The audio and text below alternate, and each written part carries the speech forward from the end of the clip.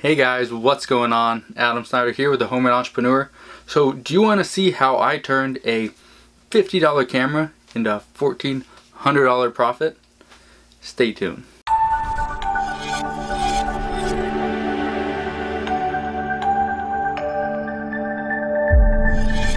Alright guys, so yes, I turned a $50 camera into $1,400 profit.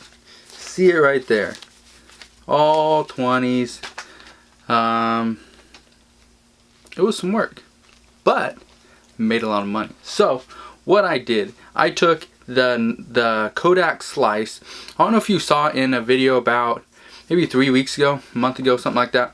I got this Kodak Slice from a pawn shop. So I decided I could put this thing on Amazon, I could sell it, make a little bit of money, and everything would be good. But what if I took that camera and I started a trade string? What if I used that was my initial trade. I was going to trade up to a certain item. So this is something I've been doing, off and on for a little while. And you make good money, but you have to have the right initial item to trade. I took this Kodak Slice. It worked great. It's a nice little camera, but it was going to make me more money if I traded up and just kept going and going, and then finally at the end I would sell off whatever item I had. So what I did, I took that Kodak Slice, I traded that up for a iPhone 4S from Verizon. So I took that iPhone 4S, traded that up for the Canon 110, the Canon PowerShot 110. So then I took that. I was thinking I could sell that Canon PowerShot. I could sell that for a decent amount of money, and I could just stop there. But I decided no, I wasn't gonna do that. I was gonna trade that for it was a pretty much brand new Verizon iPhone 5S. So I took that 5S, and here in Washington State, Verizon is fairly big. They are bigger than AT&T. They are bigger than T-Mobile. So I took that iPhone, and that iPhone was able to get me a Nikon D3000.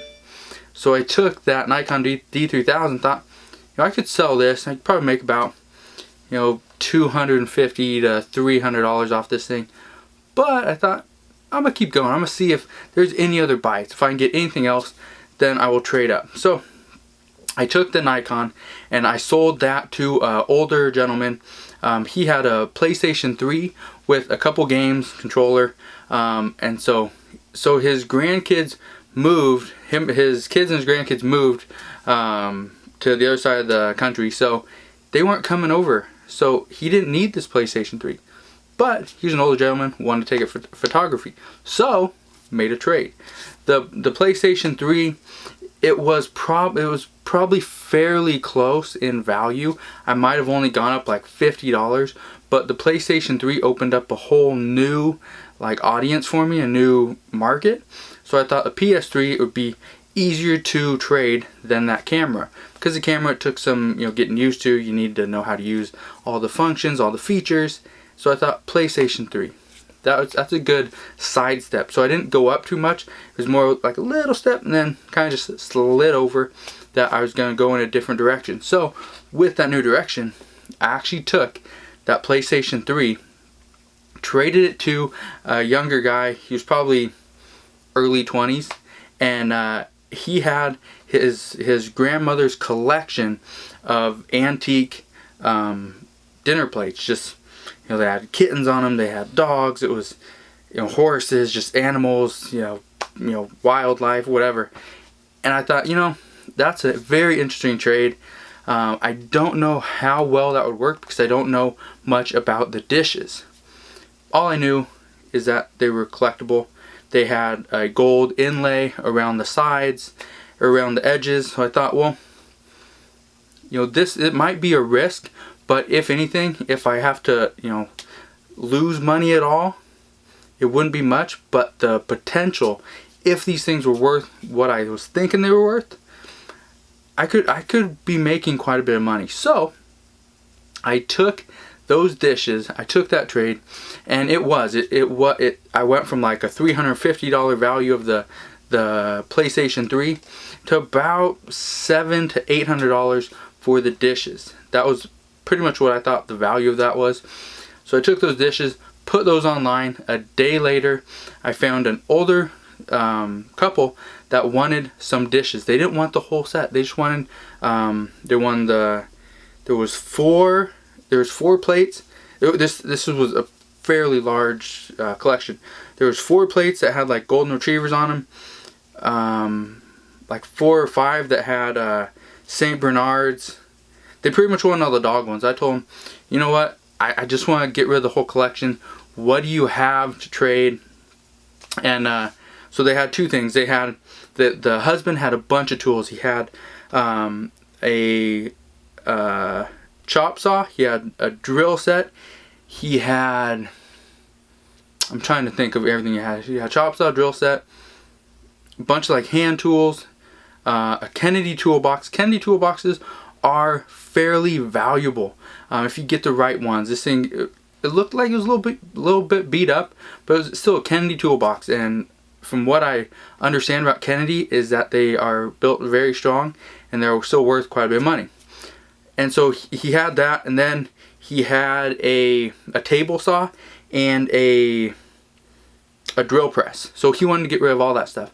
Well, all that stuff was going to take up a lot of room. That was going to be hard for me to keep as a whole and actually sell it or trade it up for something else. So I thought, that's a tough thing. Let me think on that for a little bit. So what ended up happening is I went back home. I thought about it and told them, that's a lot of stuff. That's too much stuff for me to move. Do you have like anything similar in value that maybe you just don't use, that we could trade? And I know you really liked these dishes. Your wife was in love with the St. Bernards.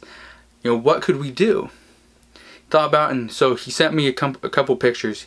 He sent me a picture of the hoverboard things, the things that keep on catching on fire. He sent me a picture of that. Want to know would I be interested in that? I said no, it's just not the right. It wouldn't be a fair trade.